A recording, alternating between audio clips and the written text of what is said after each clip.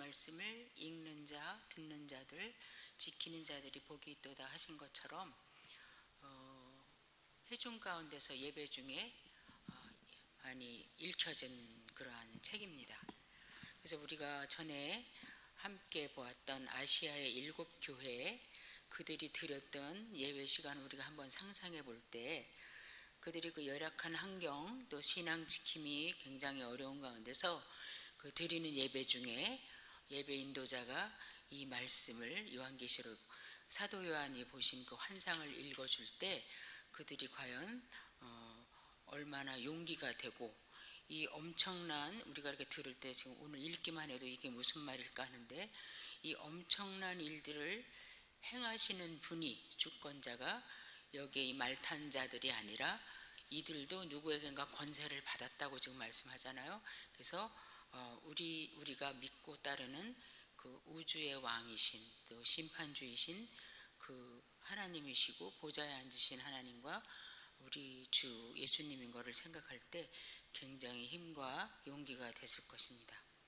우리가 5장에서 봤을 때 분명히 이 세상에 종말이 있어야 하고 또 악인들이 이제 끝장이 나야 되는데 그리고 하나님의 역사와 또 구원의 역사가 완성이 되어야 되는데 그 모든 비밀이 그 두루마리 속에 이렇게 인봉이 되어 있는 거, 봉인이 되어 있는 거죠. 그래서 그것을 뗄 자가 없어서 그게 드러나야만 성도들도 정말 신원을 받고 자기들이 힘들었던 것을 다 갚음을 받고 또 악인들이 멸망하는 것을 다 보고 하나님 나라가 이루어지는데 그것이 안 되면 떼어지지 않으면 아무도 볼 수 없고 그 일들이 진행될 수가 없잖아요. 자, 그래서 요한이 없는 걸 보고 울고 또 울 때 장로 중에 한 사람이 울지 마라. 유다의 사자 다윗의 뿌리가 이겼기 때문에 이제 인을 뗄 수 있다. 그렇게 말하잖아요. 자, 그러면서 요한이 어린 양, 일찍 죽임당한 어린 양 같은 그 존재를 보죠. 그래서 그분이 바로 우리는 너무도 잘 아는 우리 예수님인데 오늘 6장에 보면 이제 그 어린 양이 하나님의 손에서 두루마리를 받아서 그 7인이 있는데 하나씩 떼기 시작합니다. 이제 이 6장과 16장까지의 세 세트의 7재앙이 나오죠. 그래서 7인이 나오고 7째 인이 떼어지면서 첫 번째 나팔이 부러지면서 7째 나팔까지 부러지고 그 다음에 또 7대접이 쏟아지고 해서 세 세트의 7재앙들이 이제 계속됩니다. 계속되는데 보면은 이렇게 우리가 읽다 보면 너무 비슷한 내용들이 있어요. 비슷한 내용들이 있는데 보면 또 똑같지는 않아요. 그럼 이게 계속 이렇게 막 돌아서 순환되는 건가? 그것은 아니고 나선형같이 도는 거예요. 이렇게 반복되는 것 같으면서 계속 역사의 끝까지 가는 거예요. 그래서 예를 들어서 오늘 이제 인이 떼어질 때 이 말 탄 사람이 네 번째 말 탄 사람이 땅의 4분의 1의 권세를 얻거든요. 땅의 4분의 1을 권세를 얻어서 다 죽이는데 또 나팔이 부러질 때는 3분의 1의 권세를 받아서 3분의 1이 다 죽는 없어지는 그 재앙이 와요. 그 다음에 대접에 가서는 모든 것이 다 진멸되는 그래서 보면 비슷한 환경인데 그 강도가 점점 세워지는 그럼 왜 이러는가 이런 일들을 반복하면서 결론적으로 말씀드리면 하나님께서는 성도들에게는 더 인내하고 견인할 마음을 더 주고 혹시라도 아직도 하나님께 돌아와야 될 사람들은 회개할 수 있는 기회를 주시는 거죠. 그래서 여기 보면 어떤 사람들은 재앙이 있을 때 하나님께 영광을 돌리더라 그러는 내용이 있는가 하면 어떤 대목에 가서는 그렇게 죽어도 사람들이 이를 갈면서 하나님을 저주하더라 이렇게 해서 죽을 자는 끝까지 죽는 길로 가고 또 살 자는 사는 길로 가는 것을 볼 수 있어요. 자, 그래서 우리가 보면 출애굽기에서도 10재앙을 하나님께서 내리실 때 그 10재앙 하나하나가 갈수록 그 재앙의 정도가 깊어지잖아요. 점점 강해지고 나중에는 장자를 죽이는 데까지 가는데 그때도 계속 하나님께서는 바로의 마음이나 아니면 이집트 사람 중에서라도 하나님 앞에 돌아올 수 있는 기회도 주시면서, 또 하나님의 백성들에게는 우리 하나님이 지금 이렇게 저 백성들하고 우리하고 구별돼서 우리를 보호하시고 특별히 지키시는구나 하는 것을 계속 보여주시는 거죠. 그래서 아까도 제가 말씀드린 대로 지금 이 인을 뗄 때마다 일이 막 놀라운 일들이 일어나는데, 이 인을 떼는 그분이 누구냐면 우리 성도들이 믿고 따르는 어린 양 예수라는 거예요. 그러니까 이 글을 이렇게 예배 중에 혹시 뭐 목사님이나 아니면 예배 인도자가 오늘은 계시록 6장을 읽겠습니다 그리고 읽을 때 듣는 자들이 굉장히 내가 좀 믿음을 포기하려고 했는데 아니다 이렇게 더 강건하게 될 수 있는 그런 것이 있어요. 그래서 중간중간에 이제 성도들을 더 강하게 하는 메시지도 있고, 또 그럼에도 불구하고 이 세상 사람들이 하나님이 행하시는 이 마지막 날의 심판과 또 재앙에 대해서 반응하는 것들을 순간순간 이렇게 음악의 인터미션이 있잖아요. 좀 뭐 몇 악장까지 하고 좀 쉬었다가 하듯이 이렇게 쉬는 시간들이 있어요. 그래서 대개 6가지 재앙이 있은 다음에 바로 7번째가 안 오고 그 사이에 한 2-3장이 끼어요. 다른 것이 이게 삽입이 돼요. 그래서 거기에는 보면 성도들을 강하게 하는 내용이나 아니면 사탄과 그 부하들이 어떻게 망할 것을 또 이야기해 준 게 있어요. 그래서 이렇게 큰 그림으로 보면 7인, 7나팔, 7대접으로 흘러가지만 그 사이사이에 휴지, 쉬는 시간들이 있으면서 자막같이 들어가는 내용들인데, 그 내용들이 사실은 우리에게 주시고자 하는 메시지는 사실은 거기에 있어요. 우리에게 주시려고 하는 메시지는 거기 있어요. 이거는 이제 현상들을 통해서 우리가 하나님이 어떻게 하실까 이거를 보는 거죠. 자, 그래서 이제 첫 번째 인을 떼니까 첫 번째부터 4번째까지는 색깔이 다른 말이 각각 나오는 거예요. 말, 홀스죠. 그래서 처음에는 하얀 말, 2번째는 붉은 말, 3번째는 검은색의 말, 4번째는 우리말로는 청황색이라 그랬는데 이게 아주 창백한 색깔이래요. 창백하고 영어로는 옐로우 위시 그린이래요. 그러니까 이렇게 파랑이 파랗지가 않고 이렇게 죽어가는 파랑, 아주 초록. 그렇지 않으면은 그레이, 그러니까 찐 회색. 그래서 주석자들이 뭐라 그러냐면 죽은 시체의 색깔이거나 아니면 너무너무 아파서 창백한 얼굴, 뭐 그런 색이에요. 어쨌든 그 청황색 말까지 해서 4마리의 말과 거기에 탄 자들이 나오는 게 이제 네 번째 인까지의 내용이에요. 근데 이 4번째 인까지가 지금 땅에서 일어나는 재앙들이죠. 그러면서 이게 이제 앞으로 점점 더 강도가 세질 그 재앙의 시작들이에요. 시작. 그러니까 이거는 지금 아무것도 아닌 거예요.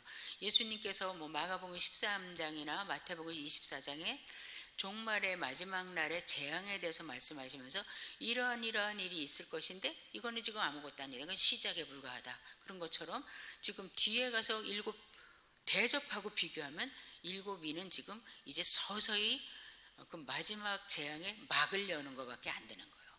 자, 그럼에도 불구하고 우리가 볼 때 이게 여상치가 않은 사건들이에요. 자, 첫 번째 흰 말이 나오고 여기 이제 딱 떼시니까 생물 중에 하나가 오라 이렇게 명령을 해요. 내본다. 오라 명령을 하니까 이 흰 말이 딱 나타납니다. 흰 말이 나타나고 거기에 탄자가 있는데 그 탄자가 손에 뭘 들었냐면 활을 들었고 머리에는 면류관을 쓴 거예요. 그러니까 이 싸우는 무기와 싸웠을 때 승리하면 쓰는 면류관을 쓰고 나온 거예요. 그래서 이거는 이제 전쟁. 그래서 지금 이 탄자는, 여기 말 탄자는 나가서 이겼는데 그걸로 만족하지 않고 또 이기러 나가고 또 싸우는 거예요. 승부욕으로 가득 차서 계속 싸우고 전쟁을 하는 이런 상황을, 지금 땅 위의 상황을 미리 말씀을 하실 거죠. 지금도 얼마나 전쟁이 많아요. 욕심이 끝이 없죠. 그러면 학자들마다 조금씩 해석은 틀린데 두 번째, 세 번째, 네 번째는 어찌 보면 이 전쟁의 결과로 오는 그런 재앙일 수도 있겠다.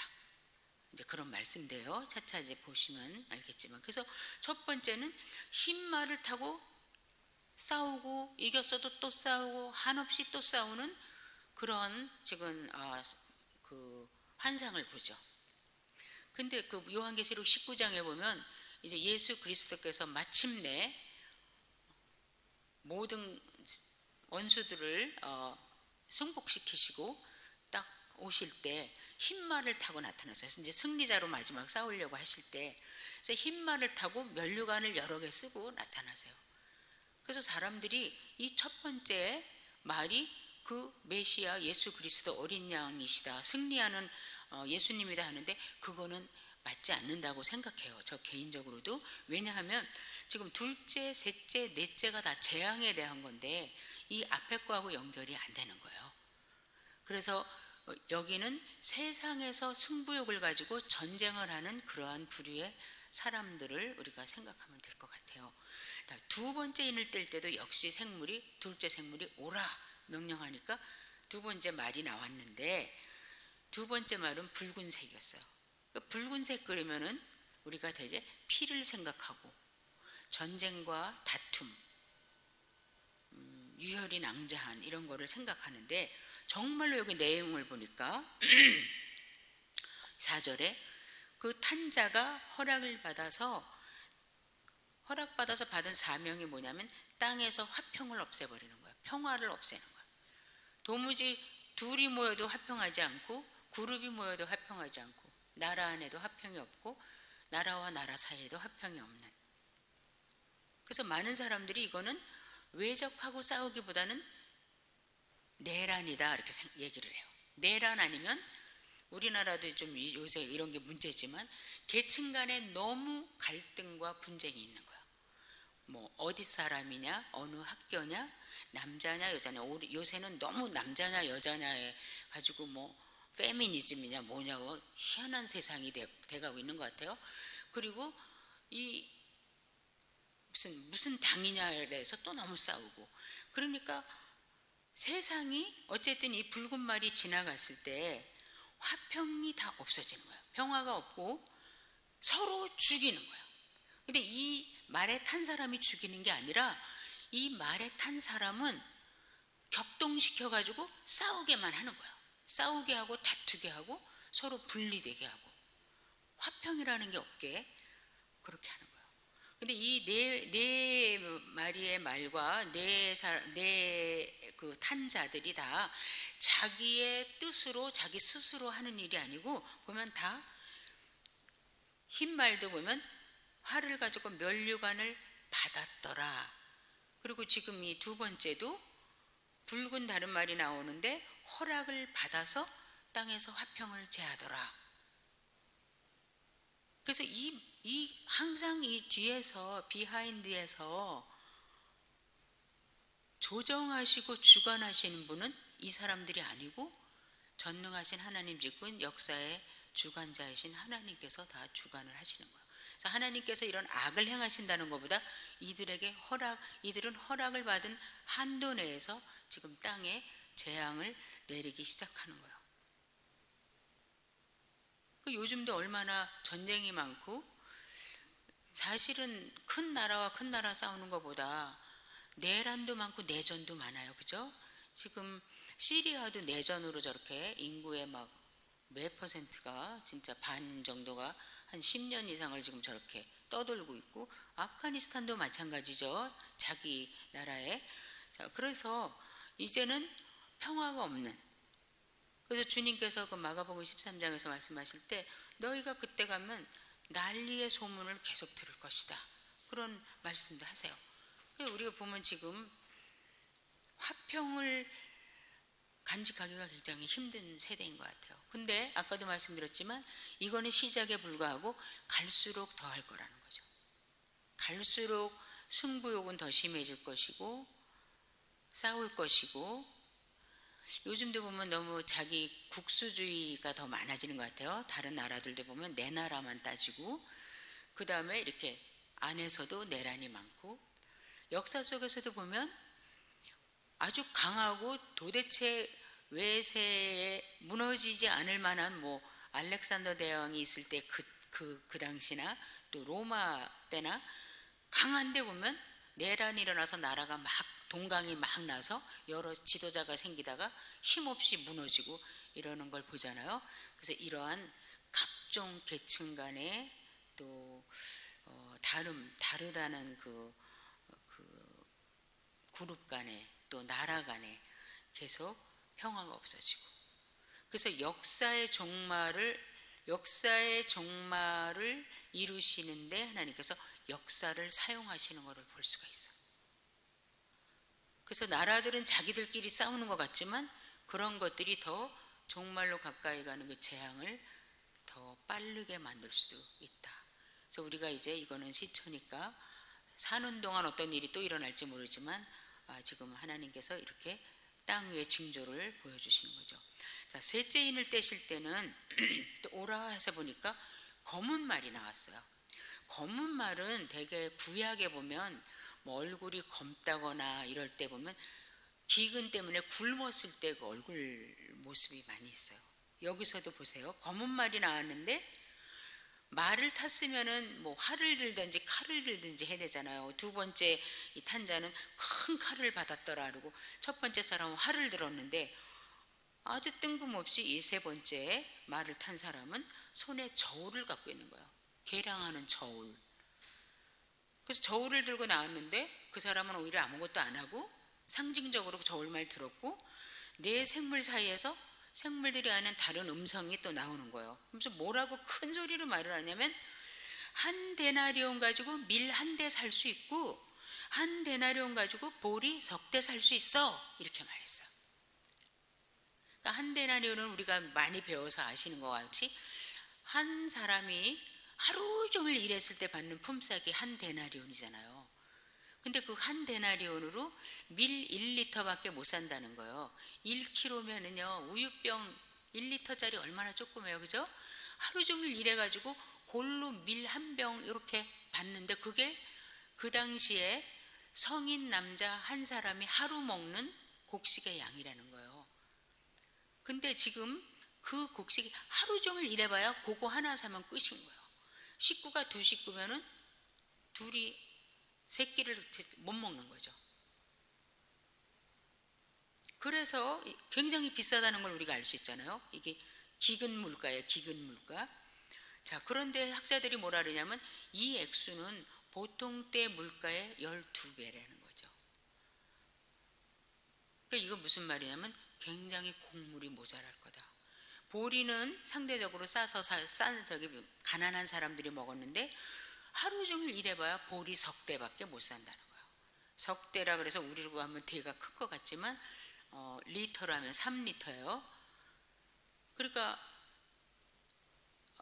다른 생필품은 고사하고 입에 풀칠하는 것도 내가 아침부터 저녁까지 일했는데 하루 먹으면 끝, 또 그 다음날 가서 하루 종일 일해 하루 먹으면 또 돈이 없는, 먹을거리가 없는 거예요. 식구들이 있으면 그것마저도 못 먹는 이런 기근이 재앙으로 올 것이다. 그래서 우리가 어떤 때는 그냥 비가 안 와서 곡물이 안 될 때도 있지만 정말 기근이 올 때가 있잖아요. 아프리카 같은 데도 그랬고 북한도 80년대까지만 해도 남한보다 훨씬 잘 살았다는데 그 기근이 한참 계속되고 이러면서 그 고난의 행군도 그때 다 생긴 거고 그렇지 않겠어요? 그래서 아무튼 이 기근이 이제 종말이 가까울수록 있을 것이다, 이렇게 말씀을 해요. 그런데 여기서 보면 감람류와 포도주는 해치지 말아라. 그러니까 곡물은 모자라는데 감람류하고 포도주는 아직 모자라지 않도록 그냥 놔둬라, 그렇게 말씀을 해요. 누구의 음성인지 몰라요. 네 생물 사이에서 음성이 났는데 이거는 아직은 기근이 있다고 하지만 굶주리는 데까지는 안 갔다는 거고 앞으로 여기까지 갈 수 있다는 거죠. 이게 지금 시작이니까. 그래서 보면 전쟁이 있고 내란과 내전이 있고 서로 미워하고 다투고 화평이 없는 그런 사회가 점점 오고 그 다음에 기근이 와서 이제 물가가 폭등해가지고 먹을 것이 굉장히 희귀해지는. 그러면 또 싸우겠죠. 그러면 또 저울을 가지고 속이는 사람도 생기겠죠. 이게 이제 악순환이 되는 거예요. 그 두 번째, 서로 사람 간에 미워하고 이제 관계가 점점 나빠지고 이런 거를 여기 읽으면서 제가 이 코로나 시대에 우리가 이웃 간의 관계도 정말 많이 깨지고, 왜냐하면 사람들이 코로나 걸리는 게 어디서 걸리냐면 대개 자기네 아파트 엘리베이터에서 걸리는 경우가 많거든요. 이웃한테 없는 거죠. 지난번에 제가 어느 병원에 이렇게 갔는데 엘리베이터가 이제 막 닫히려고 안에 젊은 사람들이 많이 타 있었어요. 근데 이제 노인 한 분이 이렇게 저기서 같이 가요 그렇게 오는데요, 아무도 이거 벨을 안 눌러줘요. 아니 그 버튼을 홀드를 해줘야 되잖아요. 그리고 문 닫히면 노인이 들어가서 다치잖아요. 그래서 제가 밖에서 이렇게 따라 들어가다가 내가 그 안에서 누가 문을 잡아줘야 되는 거 아니에요? 노인이 들어가시는데 그랬어. 근데 전부 쭈삣쭈삣 하더니 앞에 있는 어떤 아줌마가 이렇게, 요새는 코로나 때문에 이 버튼도 안 눌러주려고 그러고, 그리고 요즘 이제 그런 말 있잖아요. 노인들이나 이렇게 여성들이 이렇게 길에 혹시 쓰러져 있으면 일으켜주질 않는다는 거예요. 코로나도 무섭고 성추행한다 그럴까 봐. 그러니까 우리가 알게 모르게 점점 가까운 이웃 가운데에도 관계가 깨지고 불신이 생기고 미워하고 견제하고 이런 일들이 우리 눈앞에도 지금 생기는 거 아닌가, 그런 마음이 들었어요. 제가 말씀 준비하다가. 그래서 감람류와 포도주는 해치 말라. 구약에 보면 곡식, 우리가 먹는 거에 기본으로 꼭 세 가지가 나오잖아요. 곡물과 포도주와 감람류. 너희가 가나안 땅에 들어가면 곡식과 곡물과 포도주를 마음껏 먹을 것이다, 이런 말씀하는데, 지금 그 세 가지 아주 기본 양식 중에서, 기본 음식 중에서 지금 곡물은 완전히 이렇게 기근으로 살 수가 없는 상태가 되고, 이제 포도주와 감람류는 그냥 놔둬라. 근데 여기에 대한 해석이 너무너무 많아갖고요, 학자들이 자기가 하는 말을 자기가 몰라요. 저도 모르고. 그래서 여기는 제가 언급을 안 하려고요. 우리가 또 알아도 뭐 그렇게 유익하지도 않으니까. 자, 넷째 인을 뗄 때 보니까 청황색 말이 나왔어요. 아까 제가 조금 설명했지만 죽은 자의 색깔인 거예요. 아주 파리하고 음침하고 막 비실비실하고 그런 색깔의 말이, 노랑도 아닌 것이 초록도 아닌 것이 회색도 아닌 것이, 이런 말이 나오는데, 이 말 탄 자가 이름이 있어요. 딴 사람은 이름이 없었는데 이름이 뭐냐면 사망이에요. 사망, 죽음. 청황색 말 위에 탄 사람의 이름이 사망이에요. 그리고 그 사망 뒤에 음부가 따라오는 그런 환상을 봤어요. 그 음부는 지옥이 아니에요. 헤이드라 그러고 지옥은 헬이라 그러는데 저도 자세히는 모르겠어요. 그런데 음부는 어쨌든 확실한 거는 죽은 자들이 가는 곳이다. 이 땅에서 일단 떠나는 사람들이 가는 곳이다, 그렇게 학자들이 말하는데, 구약에서는 특히 음부를 말할 때 악한 자들이 가는 곳이라고 말한 것도 많이 있어요. 근데 어쨌든 여기서 보면 아까 제가 처음 드린 말씀이 타당하다면, 사망을 하면 사람들이 죽으니까 음부로 바로 갈 거 아니에요. 그러니까 사망 뒤에 음부가 뒤따라갔다. 근데 아까도 말씀드렸지만 저희가 권세를 받았는데 4분의 1의 권세를 받아서 죽이는 거야. 4분의 1을 충분히 죽여도 되는 권세를 받았는데, 그 4분의 1을 죽일 때 뭘로 죽이냐면, 그 도구들이 뭐냐면 검, 이거 뭐겠어요? 전쟁으로 4분의 1이 죽고, 또 흉년이 들어서 굶어 죽고, 굶어 죽는 게 우리나라 같이 지금 잘 먹는 나라는 이해가 안 되지만 우리 가까운 북한만 해도 얼마나 많이 굶어 죽었어요. 그죠?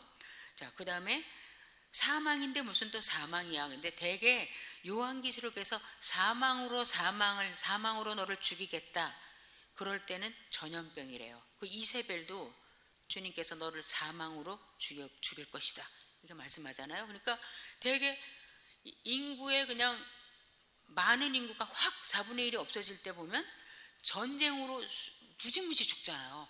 전쟁으로 뭐 이렇게 하나 터트리면 막 몇백 명, 몇천 명 죽잖아요. 그다음에 흉년으로 막 아사 상태가 돼서 굶고, 그 다음에 전염병으로 지금 코로나로 얼마나 죽어요. 뭐 옛날에 패스트나 독감이나. 그 다음에 땅의 짐승으로 구약에 보면 죽었는데 그 남은 것은 땅의 짐승들이 핥으리라 이런 말씀들이 있잖아요.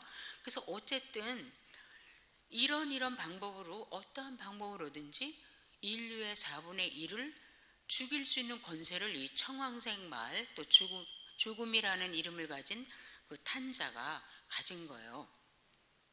자, 근데 지금으로 말하면 인구가 제가 어제 찾아보니까 지금 인구가 78억이래요. 78억 7천만인데 그럼 20억이 죽는 거예요.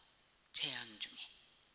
그게 뭐 하루에 죽는 건지 한 달 중에 죽는 건지 10년 동안 이 청황색 말이 이렇게 다니는지 우리는 건 몰라요. 그러나 어쨌든 재앙 중에 네 번째 재앙은 4분의 1이 죽는다는 거.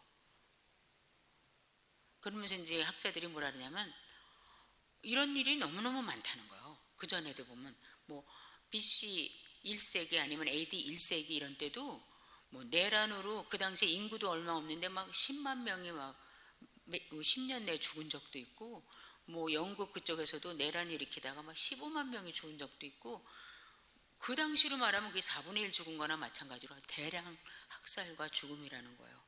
자, 이렇게 땅에서 일어나는 일을 네 번째 인까지 이제 요한이 봤는데, 다섯째 인을 떼실 때는 이 상황이 하늘로 올라가는 거예요. 다섯째 인을 떼실 때 보니까 죽임당한 영혼들, 순교자들이죠. 순교자들이 하나님의 그 제단 밑에서 하나님께 막 탄원의 기도를 드리는 장면을 지금 요한 사도가 보시는 거예요. 그 9절에 보면 다섯째 인을 떼실 때 내가 보니 하나님의 말씀으로 인하여 또 저희의 가진 증거, 그죠? 예수 믿는 증거겠죠?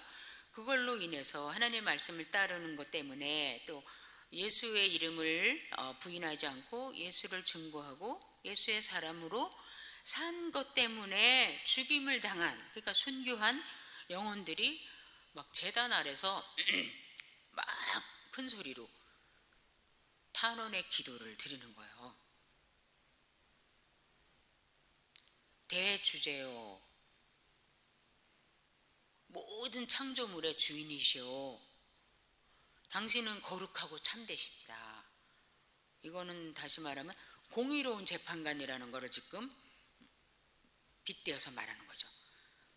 온 창조물의 주인이시며 거룩하고 참되신 분이요, 어찌하여 그 주님께서 저 땅에 거하는 저 사람들을 심판을 아직 안 하십니까? 어찌하여 우리가 주님의 말씀으로 인해서 주님의 증거로 인해서 피를 흘려가지고 이렇게 죽어가지고 땅에서 죽임을 당했는데 왜 우리 피를 갚아주시지 않습니까? 어느 때까지 할 것입니까? 우리가 시편에서 어찌하여, how long, why, how long, 어찌하여, 어느 때까지, 이게 하나님의 고난당하는 하나님의 백성들이 하나님 앞에 나서 울부짖을 때 사용하는 두 단어, 아주 제일 많이 사용하는 단어죠. 하나님 왜 이런 일이 있습니까? 어째서 그러십니까? 나의 하나님, 나의 하나님 왜, 어찌하여 나를 버리시나이까? 그죠? 그 다음에 시편 기자들은 how long, 어느 때까지입니까? 우리를 이렇게 놔두기를 어느 때까지입니까? 우리가 언제까지 바벨론에서 이렇게 당해야 됩니까? 어느 때까지입니까? 그런데 이 지금 순교자들도 지금 제단 밑에서 이제 기다리는데, 땅에서는 지금 내 재앙을 받고 있는 이 사람들에 의해서 자기들이 죽임을 당한 거거든요. 아니, 거룩하시고 참되신, 정의롭게 판단하시는 만물의 주님이셔, 어느 때까지 이렇게 우리를 놔두고 저 땅의 인간들은 그대로 놔두시겠습니까? 시편에서도 아니 저 악인들은 왜 저렇게 잘 됩니까? 그처럼 이제 막 탄원을 하는 거예요. 순교자들이 다 같이 모여가지고. 그럴 때 하나님께서 응답을 하시는데 두 가지로 하셨어요. 11절에 보면 흰 두루마기를 주셨어요. 흰 두루마기를 주셨어요. 흰 두루마기는 보면 이긴 자들한테 많이 입히셨잖아요. 그리고 깨끗한 자, 거룩한 자, 구원받을 자, 영생을 얻은 자, 또 하나님의 낙원에 들어갈 자, 생명나무를 먹을 수 있는 자, 하나님의 귀한 직분, 거룩하다고 인정해 주시고 옷을 입혀 주시는 거잖아요. 자, 그래서 흰 두루마기를 입혀 주시면서 이렇게 말씀해요. 아직 좀 기다려. 잠시 동안만 더 쉬고 있어. 잠시 동안만 쉬어. 언제까지요? 너희 동무 종들과 형제들도 너희들처럼 순교하고 죽임받아서 오는 그 숫자가 차야 돼. 어떤 사람은 또 이걸 가지고 이상한 예정론을 또 말해요. 누구가 아직 안 죽었다, 이렇게 말하는 사람도 있어요. 신기한 사람들이 많아요. 자, 그런데 그건 그 뜻이 아니라 아직 하나님의 그 계획이 이루어지는데 시간이 좀 남아있다. 그때까지 너희들처럼 순교하고 죽임을 당할 형제들과 동료들이 있다. 그들의 수가 다 차야. 그리고 그때가 와야, 내 때가 와야, 내가 계획한 마이 타임이 돼야 이제 신원해 준다. 안 하는 거 아니다. 신원해 준다. 그러니까 조금만 더, 잠시, 아주 잠시 동안만 쉬고 있어라, 이렇게 말씀해요. 그러니까 이 순교자들이 더 이상 말을 안 해요. 하나님께서 말씀하시니까. 그래서 언제일까 궁금하겠죠. 그날이 언제일까. 또 얼마나 더 많은 사람들이 우리처럼 죽임을 당해서 여기 우리와 함께 있어야 저 땅 위의 악인들이 심판을 받을까, 이렇게 생각했을 건데, 6번째 인을 뗄 때 보면 그 순교자들의 기도가 부분적으로 응답이 돼요. 완전 응답은 아직 안 하세요. 왜냐하면 완전 응답은 완전 종말 끝에 하셔야 되니까. 사탄을 멸하시고 그 따르는 짐승들과 또 그 사탄과 짐승을 따르던 주님을 배척하던 그 사람들을 다 진멸하시기까지, 그때에 이제 완전히 그게 신원해 주시는 거니까 완전 응답은 아니신데, 6째 인을 떼실 때 보면 무시무시한 일이 이제 일어나는 거예요. 그걸 순교자들이 만약에 같이 본다면, 아, 뭐 우리 기다리자. 저렇게 지금 시작인데 저러니까 하나님께서 하나님의 방법으로 하나님의 때에 정말 공의롭게 거룩하게 참되게 하실 것이다, 그렇게 생각할 것 같아요. 자, 12절 보면은, 내가 보니 6째 인을 떼실 때 이제 천체에 막 변화가 왔어요. 막 큰 지진이 났어요. 지금도 지진이 무섭잖아요. IT 같은 나라는 그 한 10년 전에 완전히 거의 막 나라가 몰살되다시피 했는데, 그때 제가 있던 교회에서 거기에 완전히 후원을 선교비를 거기다 그냥 뭐 70-80%를 쏟을 정도로 해서 제가 너무 잘하는데, 요번에 또 지난번에 또 지진이 났잖아요. 얼마나 진짜 무서워요. 근데 이때 1세기 때 이 소아시아역에 지진이, 굉장히 큰 지진이 났을 때 도시가 8개가 아예 없어졌대요. 그러니까 이 저기 7교회 우리가 말씀 나눌 때도 보면, 어떤 그 마지막 교회였죠. 그 너무너무 부자인 그 교회는 로마의 그 후원금을 안 받고 자기들이 다시 재건을 했잖아요. 다 무너졌는데. 그렇지만 다른 도시들은 그렇게 할 수가 없었던 거예요. 왜냐면 완전 무너졌으니까 로마의 그 황제한테 그 후원금을 막 5년씩 6년씩 받아가지고 도시를 재건했기 때문에 그들이 더더욱이 그게 고마워서 황제 신전을 짓고 황제 숭배를 하고 그랬던 것이 그 배경이 있거든요. 근데 여기 보면 아주 큰 지진이 났다 그랬어요. 큰 지진이 나면서 곁들여서 무슨 일이 있냐면, 해는 검게 되고 달은 피같이 되고, 별들은 무화과가 이렇게 좀 시원찮은 것들이 이렇게 바람 불면 툭툭툭 떨어지듯이, 감도 아직 연글기 전에 막 조그만 게 바람 한 번 불면 다 떨어지잖아요. 그것처럼 별이 막 떨어지는 거예요. 지진이 나면서. 그리고 하늘이 종이축같이 말렸다. 그러니까 이 당시에 사람들은 하늘이 이렇게 펴져 있다고 생각한 거예요. 지금같이 지구가 둥글지 않고. 그래서 요한도 이렇게 표현을 한 거죠. 요한도 이 일을 어떻게 알겠어요? 눈에 보이는 대로 그거와 같았더라, 이럴 수밖에 없지. 어떻게 할 수가 없는 거예요. 그래서 요한 사도의 그 표현에 의하면 하늘이 종이가 둘둘둘둘 두루마리가 말리듯이 말리는 것 같이, 그러니까 꼭 말린 게 아니라 말리는 것 같이 하늘이 갑자기 없어진 거예요. 그리고 그 지진으로 더불어서 지진의 그 영향인지 모르지만 산과 섬들이 제자리에서 다 옮겨진 거예요. 여기 있던 게 저기 있고. 근데 마지막에 가면 대접 재앙 이런 데 가면 산도 없어지고 그 섬도 없어지고 다 없어져요. 자, 이렇게 되니까 이제 무슨 일이 일어나냐면 아까 그 순교자들을 죽였던 이 사람들 중에 부분의 사람들이죠. 이 사람들이 죽였겠죠. 누가 죽였겠어요? 보세요. 이 사람들이 누구냐면 요한은 7이라는 숫자를 너무 좋아해요. 그래서 모든 것을 포함할 때 꼭 7계층으로 말을 하는데 여기서도 보면 임금들과 왕족들과 장군들과 부자들과 강한 자들과 종과 자주자 7계층에, 그러니까 모든 인간이 다 들어가는 거죠, 사실은.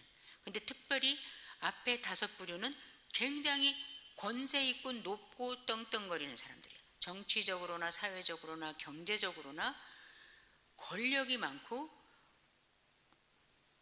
크리스찬들을 충분히 박해하고 죽였을 수 있는 사람들이에요. 그런데 지금 이 천체에 막 이상한 현상들이 나타나고 하늘이 검어지고 막 달이 피가 되고 이럴 때 이 사람들이 지금 너무너무 두려워하는 거예요. 그래서 굴과 산 바위 틈에 다 들어가서 숨었어요. 구약 성경에서 우리 자주 보잖아요. 전쟁 났을 때 숨는 데가 어디에 굴 속이고 산 속이고, 또 롯 같은 사람은 소돔과 고모라 막 이렇게 멸망될 때 그것 때문에 자기 파편 튀어서 죽을까봐 나 좀 어디 멀리 가지 않고 어디로 좀 가까운 데로 가게 해달라 그래서 소알이라는 조그만 고기 가서 굴에 숨어 있잖아요. 어쨌든 이 사람들이 굴과 산으로 다, 산의 틈으로 바위 틈으로 다 들어가서 숨었어요. 숨으면서 뭐라고 그러냐면 이 산하고 바위한테, 무생물인데 산하고 바위한테 이르기를 우리 위에 떨어져라. 떨어지면 어떻게 돼요? 죽잖아요. 그렇게 죽는 게 무엇보다 낫다는 거예요. 저 보좌에 앉으신 이, 누구예요? 하나님이시잖아요. 보좌에 앉으신 이의 얼굴에서 우리를 좀 숨겨줘라. 하나님의 얼굴은 민수기 6장에서 제사장이 축복할 때는 여호와는 너에게로 얼굴을 향하시고, 그죠? 복을 주시며 얼굴을 내게로 향하시고, 이럴 때는 아주 자애롭게 복 주시려고 쳐다보는 거지만 악인들에게 얼굴을 대하셨다는 것은 진노의 얼굴이거든요. 근데 지금 이 사람들이 보좌에 앉으신 저 진노의 얼굴, 얼굴을 우리가 대면할 수가 없다. 너무 두렵고, 이제 이 사람들도 아는 거예요. 이제 신의 진노가 시작됐구나. 신이, 하나님이 주시는 재앙이, 지금 심판이 우리에게 임하고 있구나. 그러니까 이 굴 속으로 들어가고 바위 속으로 들어가서 우리를 가려줘라. 쳐다볼 수가 없다. 근데 여기 보면 보좌에 앉으신 이의 낫에서와 어린 양의 진노에서 우리를 가리켜라. 어린 양 얼마나 온순한 양이에요. 죽임당한 양이잖아요.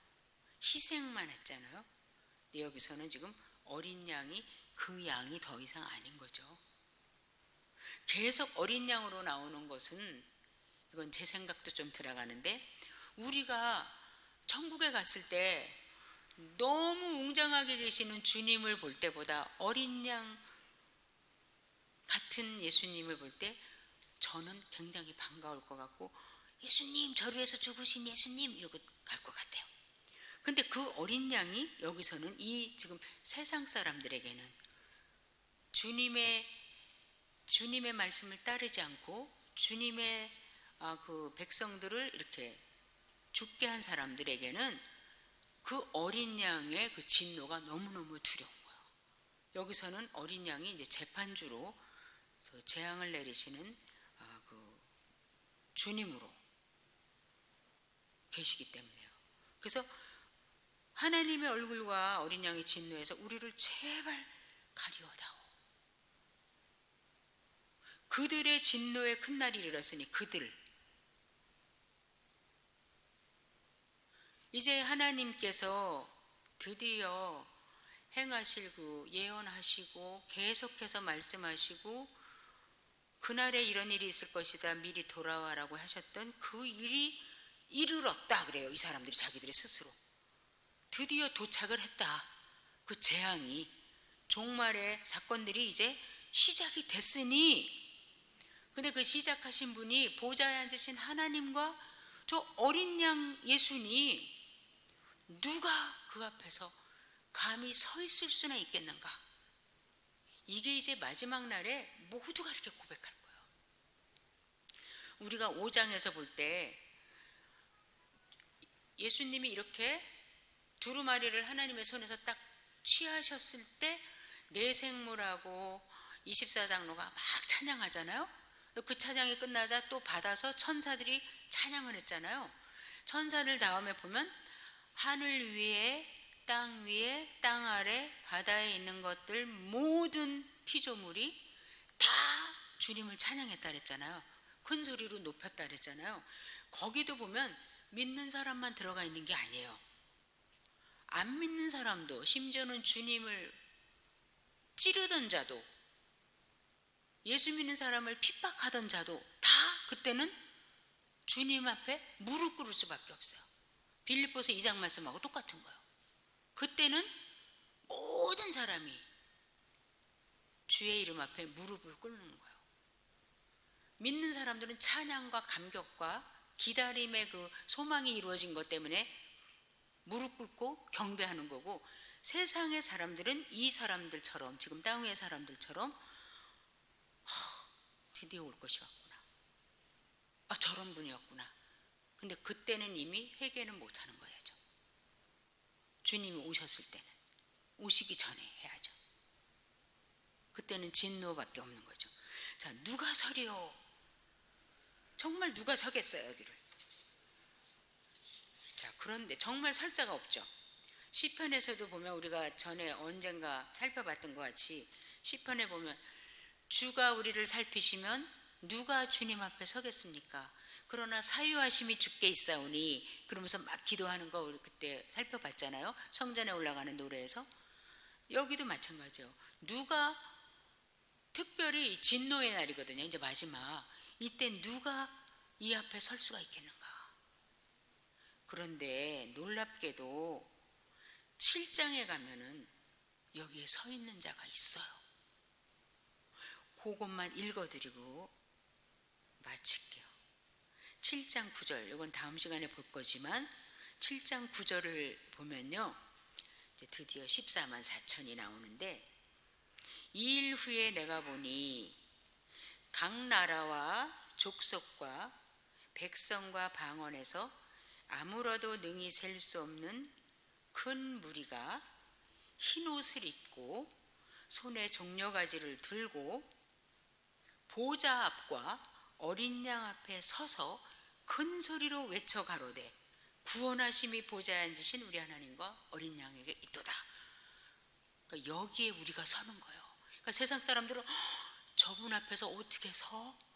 가까이도 못 가겠다. 근데 우리는 날 위해 죽으신 어린 양 예수님, 거기 서서 우리는 도망가는 게 아니라 드디어 이제 지상에서 부르던 조금 모자라던 찬양이 아니라 온전하고 완전한 찬양으로 하나님의 보좌 앞과 어린 양 앞에서 서서 큰 무리가, 누가 서려 그러는데 셀 수도 없는 큰 무리가, 그 중에 우리가 있는 거예요. 미리 미래를 바라보고 사진을 찍으면 우리가 그 안에 있는 거예요. 우리 그 전에 수련회 가서 우리 소망교회 그 수련회장에서 같이 이렇게 찍은 거 지금도 거기 붙여 있잖아요. 거기 보면 여기 나 있네 그러는데, 자, 이래서 요한계시록은 땅 위에 있는 하나님을 섬기지 않는 자들에게는 두려움과 떨림과 숨고 싶은 그런 책이고 책의 내용이고 우리에게는 더 소망을 가지고 인내를 가지고 이 길을 끝까지 가게 하는 책이에요. 그래서 지금의 이 장면을 봤을 때 아까 언제 해주실 거예요? 탄원하는 순교자들도 아하 이럴 것이고 또 이거를 오늘은 6장을 읽겠습니다. 그러고 예배 인도자가 이 6장 말씀 읽을 때 막 어저께까지 막 밖에서 핍박받고 불이익을 당하고 그러던 성도들이 야 우리는 뭐 저기 가서 딱 서서 찬양 부르지 저렇게 막 굴 속에 들어가서 숨겨달라고 안 하지. 얼마 안 남았대잖아. 조금만 더 쉬라고 그러시잖아. 조금만 더. 이렇게 하면서 더 갈 길을 튼튼하게 가라고 이 1세기에 핍박받는 교회, 이 힘든 교회에 하나님께서 요한을 통해서 이 메시지를 주신 거예요. 정말 1장 1절 2절에 말씀하신 바와 같이 하나님께서 자기의 사랑하는 종들에게 알려주시고 나타내시기를 원하시는 것을 천사를 통해서 또 천사가 요한에게 요한이 초대교회 또 그리고 우리가 받으면서 세대가 더 갈수록 이제 이 재앙은 더 도가 커질 거예요. 이런 일이 여기 있는데 우리는 편해 그게 아니라 우리 언제 이런 일이 일어날지 모르거든요. 그래서 우리도 든든히 그 길을 가라 하시는 말씀으로 우리가 듣습니다. 기도하겠습니다. 주님 감사합니다. 우리에게 쓰여진 말씀이 있어서 참 감사합니다. 또 듣게 하시고 읽게 하시고 또 성령께서 가르쳐 주셔서 깨닫게 하시니 감사합니다. 아버지 하나님 겁날 것 없는 저희들입니다. 세상과 다른 길을 가는 저희들입니다. 붙잡아 주시고 또 우리의 이러한 삶이 정말 증인이 되어서 주님을 알리고 세상 사람들에게 하나님의 하나님 되심을 나타내는 저희의 삶이 되도록 또 교회가 되도록 도와주시옵소서. 예수님 이름으로 기도합니다. 아멘.